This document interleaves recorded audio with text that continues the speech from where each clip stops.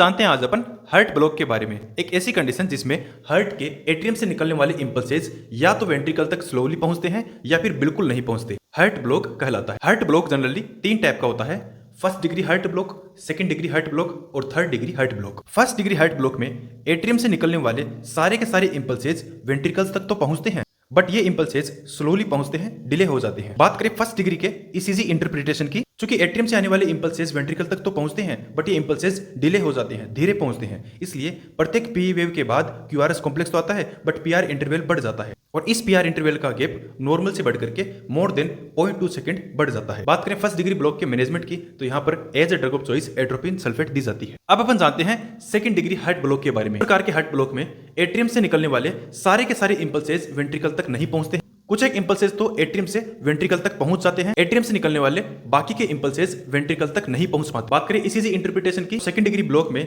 कुछ एक P wave के बाद में ही क्यूआरएस कॉम्प्लेक्स आता है। ऐसा सिर्फ उन्हीं इंपल्सेस के साथ हो रहा है जो कि एट्रियम से वेंट्रिकल तक कंप्लीटली पहुंच रहे हैं। बाकी के पी वेव के जस्ट बाद क्यूआरएस कॉम्प्लेक्स अब्सेंट रहता है, नहीं आता। Only some P wave followed by QRS complex. Followed by का मतलब होता है के बाद, यानी कि कुछ एक पी वेव के बाद ही क्यूआरएस कॉम्प्लेक्स आता है, सारे पी वेव के बाद क्यूआरएस कॉम्प्लेक्स नहीं आता।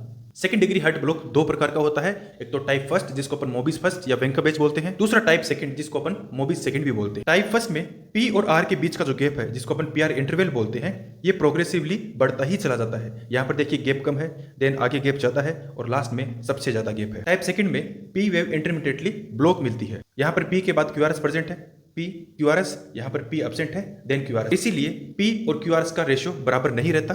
देखिए क्यूआरएस 3 बार है जबकि पी वेव 2 बार ही है। टाइप सेकंड के मैनेजमेंट के लिए एट्रोपिन, एपिनेफ्रिन या एड्रेनालिन ड्रग ऑफ चॉइस रहती है। बात करें मैनेजमेंट ऑफ चॉइस, तो इसके लिए टेम्परेरी पेसमेकर अप्लाई किया जाता है। बात करते हैं थर्ड डिग्री हार्ट ब्लॉक के बारे में, तो एट्रियम से निकलने वाले कोई भी इंपल्सेस वेंट्रिकल तक नहीं पहुंचते हैं, इसको अपन बोलते हैं थर्ड डिग्री हार्ट ब्लॉक या कंप्लीट हार्ट ब्लॉक। इस प्रकार के हार्ट ब्लॉक में एट्रियम और वेंट्रिकल दोनों अलग अलग कॉन्टेक्ट होते रहते हैं, इनमें किसी प्रकार का रिलेशनशिप नहीं पाया जाता। और ईसीजी इंटरप्रिटेशन में पी वेव और क्यूआरएस कॉम्प्लेक्स के बीच किसी प्रकार का कोई रिलेशनशिप नहीं होता। ईसीजी इंटरप्रिटेशन में कहीं पर भी पी वेव होती है और कहीं पर भी क्यूआरएस कॉम्प्लेक्स मिलता है।